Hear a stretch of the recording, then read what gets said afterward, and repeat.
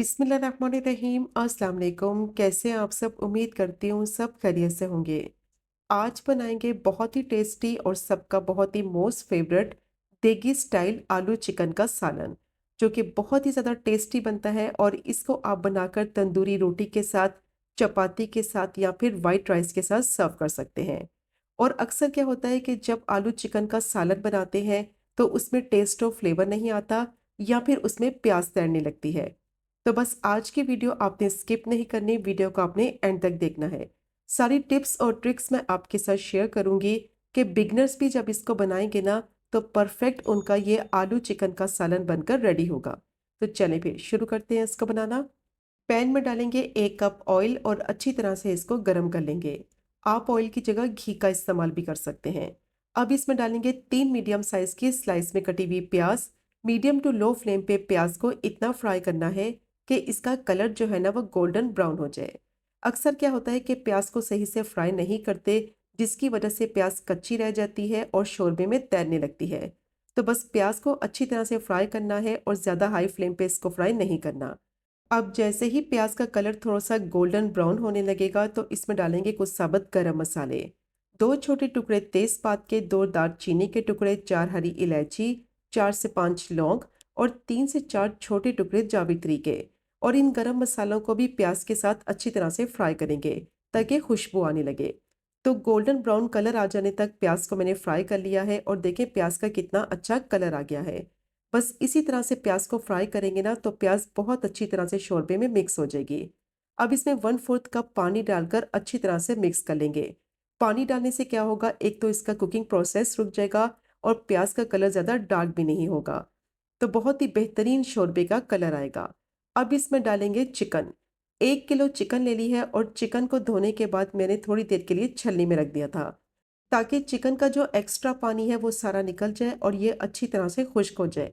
अब प्याज के साथ चिकन को अच्छी तरह से फ्राई करेंगे कि इसका कलर चेंज हो जाए और जो चिकन का पानी निकलेगा ना वो सारा पानी खुश्क कर लेंगे। तो जब इस तरीके से प्याज के साथ चिकन को फ्राई करेंगे ना, एक तो इसमें फ्लेवर भी बहुत ही ज़बरदस्त आएगा और चिकन अंदर तक जूसी भी रहेगी। क्योंकि अक्सर क्या होता है कि चिकन को सही से फ्राई नहीं करते हैं, इसमें पानी रह जाता है, जिसकी वजह से इसमें स्मेल आने लगती है। और जब आप प्याज के साथ चिकन को अच्छी तरह से फ्राई करेंगे ना तो प्याज बहुत अच्छी तरह से घुल भी जाती है और शोरबे में नज़र भी नहीं आती। तो बस इसी तरीके से चिकन को फ्राई कर लेंगे प्याज के साथ, तो बहुत ही अच्छा इसका टेस्ट आएगा।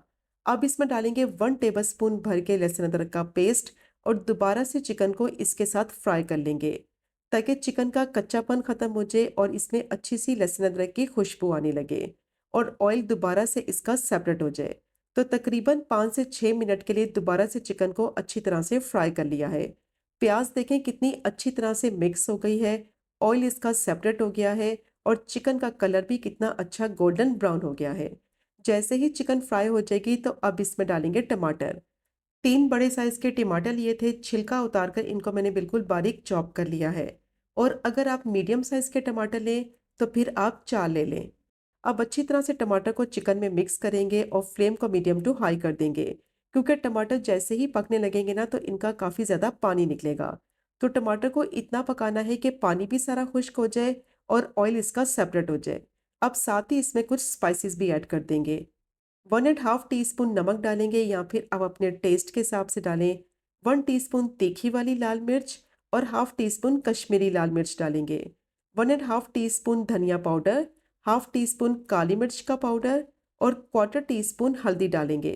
अब अच्छी तरह से इसको मिक्स करेंगे और इस पॉइंट पर फ्लेम को थोड़ा सा लो कर देंगे और मसालों को अच्छी तरह से भूनेंगे, ताकि मसालों का कच्चापन खत्म हो जाए और इनका जो फ्लेवर है ना वो चिकन में अच्छी तरह से मिक्स हो जाए। और तब तक इसकी भुनाई करनी है कि टमाटर का पानी भी अच्छी तरह से खुश्क हो जाए। तो तकरीबन 10 मिनट के लिए चिकन को मैंने भून लिया है। टमाटर देखें कितनी अच्छी तरह से मैश हो गए हैं। बेहतरीन ये मसाला तैयार हो गया है।